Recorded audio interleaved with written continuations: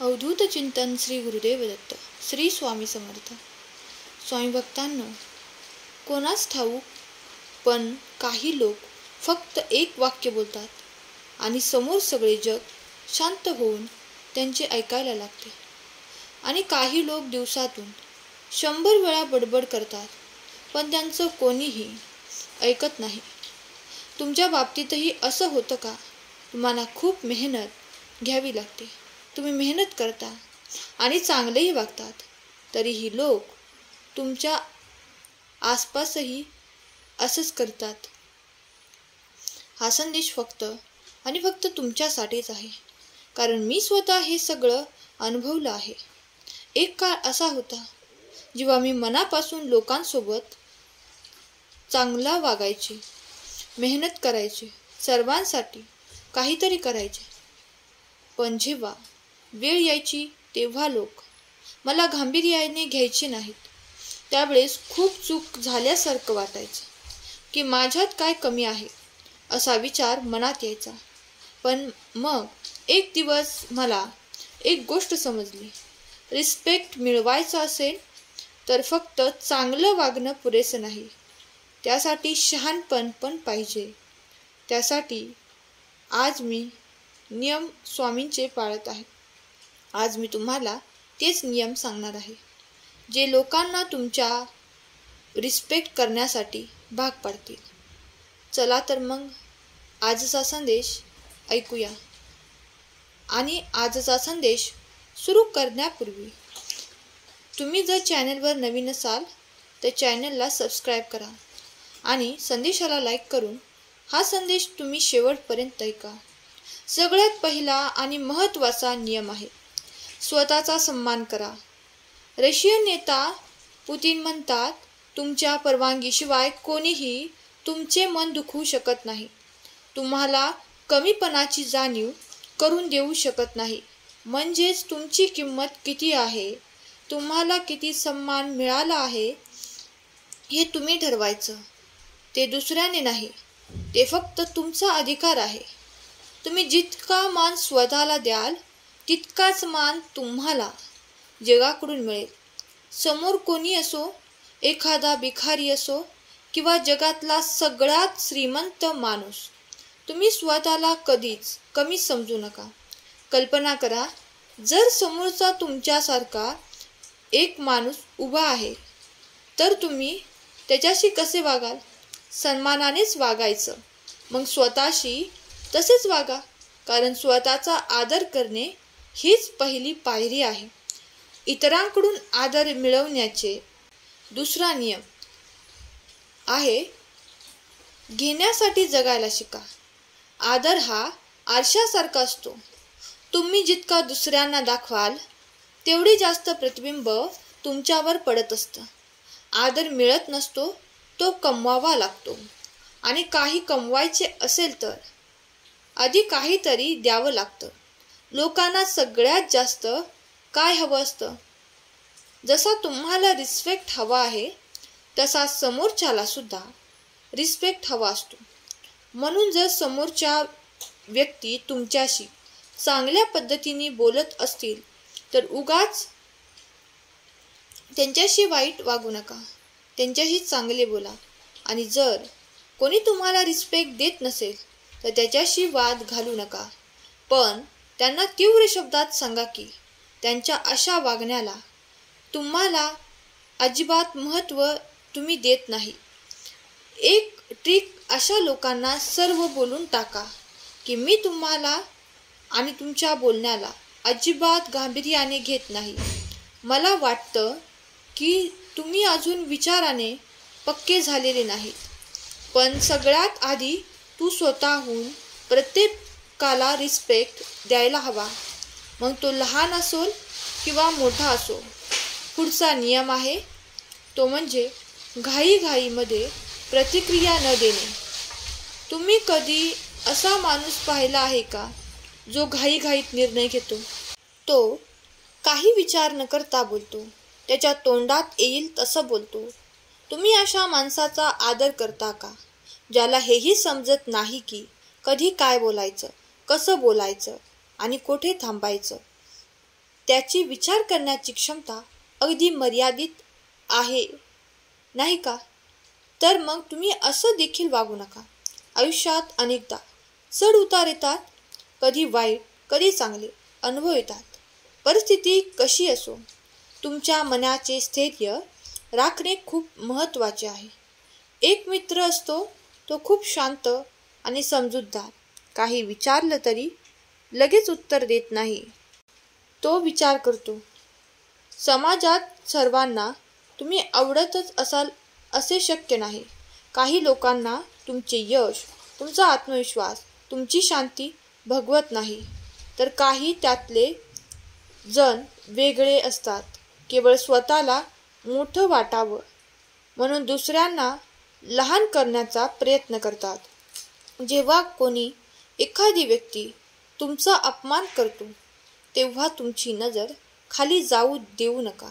घाबरू नका, चिडू नका. उलट त्या व्यक्तीकडे धैर्याने, स्वाभिमानाने आणि शांतपणे त्याच्या डोळ्यात बघा.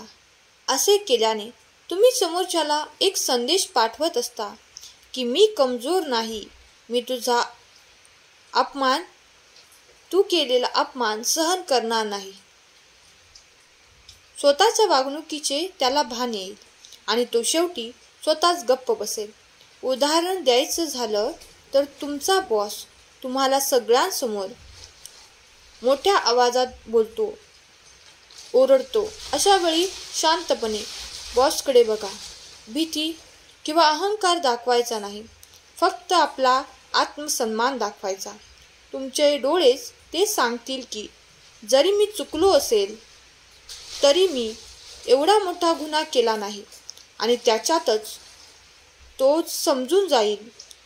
5वा नियम आहे मागणी आणि पुरवठ्याचा नियम आहे. आदर हा केवळ तुमचं वय, तुमचा चांगुलपणा किंवा स्वभावावर आधारित असतो. तुमची पोझिशन, तुमची मूल्य आणि समाजासाठी तुम्ही काय करता यावर आधारित असतो. जर एखादी व्यक्ती देशाचा पंतप्रधान असेल तर समाज त्या व्यक्तीचा आपोआप आदर करतो, कारण ती व्यक्ती एका मोठ्या पदावर आहे. जरी ती व्यक्ती वैयक्तिक पातळीवर फारशी चांगली नसली तरीही लोक तिच्याशी आदरानेच वागतात. आदराचा खेळ पूर्णपणे मागणी आणि पुरवठा या तत्वावर चालतो. जर तुमच्याकडे एक दुर्मिळ कौशल्य असेल, जसे की आर्टिफिशियल इंटेलिजन्स, एक्सपर्ट सर्जन, उदाहरणार्थ भाषेचे खास अनुवादन, किंवा अशी व्यक्ती जी खूप चांगली कला सादर करू शकते, तर त्यांना आदर आपोआप मिळतो, त्यांचा आदर आपोआप वाढतो, कारण मागणी जास्त आहे आणि पुरवठा कमी आहे. या उलट तुम्ही एक साधारण काम करणारे असाल आणि असंख्य लोक तेच करत असतील तर लोक तुमचा फार आदर करणार नाहीत, कारण तुमचं स्थान दुर्मिळ आणि उपयुक्त नाही म्हणून. किंवा उपयुक्त नाही याचा अर्थ असा नाही की तुम्ही ते करू शकत नाही. अशा स्किल शिका जे दुर्मिळ आहेत. समाजासाठी उपयुक्त व्हा.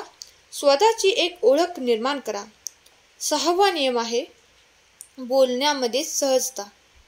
बोलताना अगदी थोडक्यात शांतपणे बोलण्याची गती फार झपाट्याने नको आणि फार संतही नको. जसे गती तुमच्या विचारांशी, बुद्धीशी जुळते तशीच ठेवा. आवाज इतका मोठा नको की दुसऱ्याला त्रास होईल आणि इतका हलकाही नको की कोणाला ऐकूच येणार नाही. बोलण्याआधी थोडं थांबा, विचार करा की नेमकं काय बोलायचं आहे, कसं बोलायचं आहे. शब्दाची निवड करा, बोलण्याची पद्धत ठरवा आणि जेव्हा बोलाल तेव्हा इतके अर्थपूर्ण बोला की समोरच्याच्या मनात एकच विचार यावा की अरे यार, किती छान बोलला, किती चांगलं समजवलं आहे. 7वा नियम हा आहे की स्वतःला सिद्ध करण्याचा तुम्ही कधीही प्रयत्न करू नका. लोकांकडून मान्यता हवी आहे, कौतुक हवे आहे. बघा बघा मी किती हुशार आहे, बुद्धिमान आहे. जर हीच तुमची इच्छा असेल तर तुम्ही चुकीच्या मार्गावर आहात. स्वतःबद्दल सतत बोलणं, मोठेपणा प्रदर्शन करणं, इतरांना कमी समजणं हा सन्मान मिळवण्याचा मार्ग नाही, उलट हा सन्मान गमावण्याचा मार्ग आहे. लोक अनेक प्रकारचे असतात. एक जे एखाद्या डोंगराच्या पायाशी उभे राहून जोरजोरात ओरडत राहतात, मी हा डोंगर चढू शकतो, मी हा डोंगर चढू शकतो. आणि दुसरे जे असतात ते डोंगराच्या शिखरावर उभे असतात पण शांत राहतात. ते काही बोलत नाहीत. त्या ओरडणाऱ्या व्यक्तीकडे लक्ष असते, पण त्याच्या नजरेत ते शिखरापर्यंत पोचलेला आनंद असतो, तो जास्त लक्षात राहतो. तुम्ही काय आहात, तुम्ही काय करू शकत आहात, तुम्हाला चांगले माहीत असते. महत्त्वाचे आहे की एक जादूगर आपल्या जादूची रहस्य उघड करत नाही तर त्याची जादूची किंमत राहणार नाही. तसेच मी किती स्मार्ट आहे हे सांगण्यात काही अर्थ नाही. त्यामुळे आपली इज्जत, आपला सन्मान, आपली मान मर्यादा आपणच ओळखून राहायला पाहिजे.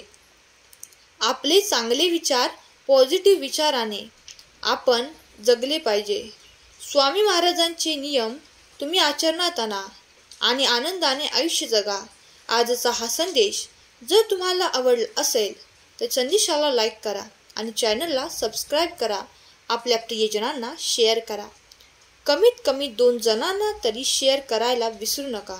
कमेंट बॉक्समध्ये श्री स्वामी समर्थ, जय जय स्वामी समर्थ, श्री स्वामी समर्थ, जय जय स्वामी समर्थ या नामाचा जयघोष करायला विसरू नका.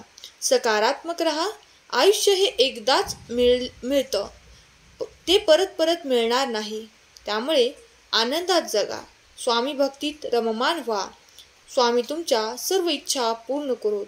तुमच्या मुलांना प्रगतीच्या दिशा देवोत. ही स्वामी माऊली चरणी प्रार्थना. केलेली सेवा स्वामींचरणी अर्पण करते. आजचा हा संदेश शेवटपर्यंत ऐकल्याबद्दल धन्यवाद. श्री स्वामी समर्थ, जय जय स्वामी समर्थ.